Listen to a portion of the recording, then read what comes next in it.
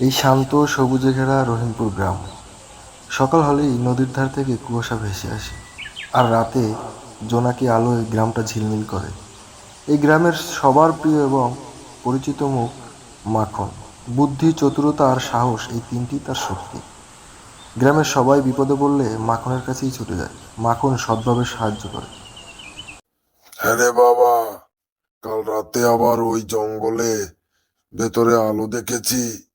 মনে হচ্ছে কোনো দুষ্ট মানুষেরা কিছু করছে, কিন্তু কে যাবে ওখানে?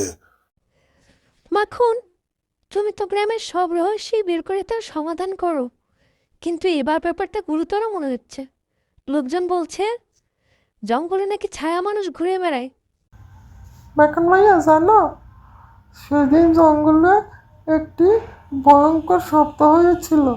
কেউ যেন মনে হয় কোনো বাঘকে মেরে ফেলেছে। আমার বন্ধুরা বলাবলি করছিল। হা হা হা হা হা। ছায়া মানুষ নাই রে।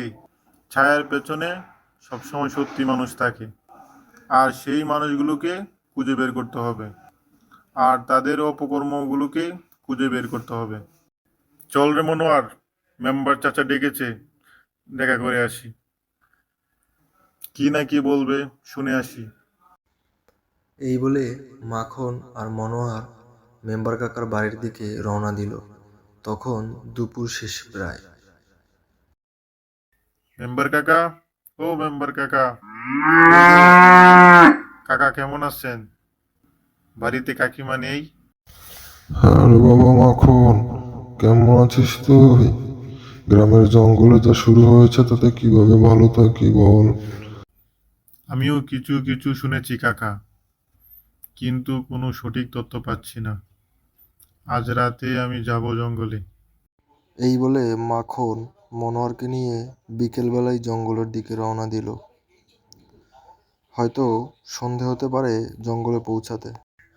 জঙ্গলের কিছুটা ভিতরে যেতেই দেখলো কিছু লোক ভারী অস্ত্রশস্ত্র আর বন্দুক নিয়ে জঙ্গলের ভিতরে আগুন জ্বালিয়ে বসে আছে। ওস্তাদ, কালকে 2টে বাঘের বাচ্চা মেরেছি। আজকে যদি আবার 2টে পাইকে, তার ভালো দামে বেচা যাবে। ওস্তাদ কি বলেন? চুপ কর, দেয়ালেরও কান আছে, সেই কানে আবার ময়লাও ধরে। তবে সাবধান।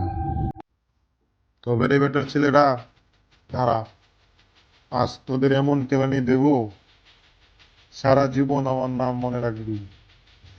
ওই কি ডারে, তো কত বড় সাহস!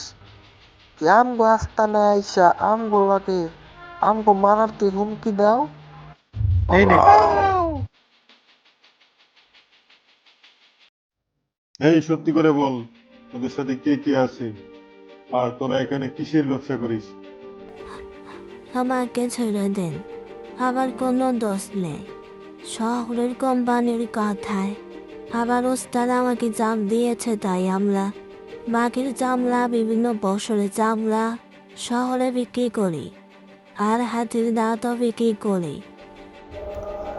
এভাবেই এই বদ লোক দুইটাকে ধরে গ্রামের মানুষের সামনেই মাখন পুলিশের হাতে তুলে দিল এবং গ্রামের সবাই। ধন্যবাদ মাখন, তুমি আসো বলেই আমরা নিশ্চিন্তে ডিউটি করতে পারি। এই বদমাস দুটোকে এখনই জেলে ঢুকাতে হবে। আর এভাবেই এই ছায়া মানুষের গল্প শেষ হয়। এরকম মজার মজার গল্প নিয়ে ভিডিও দেখতে চাইলে আমাদের চ্যানেলকে সাবস্ক্রাইব করে আমাদের পাশে থাকুন।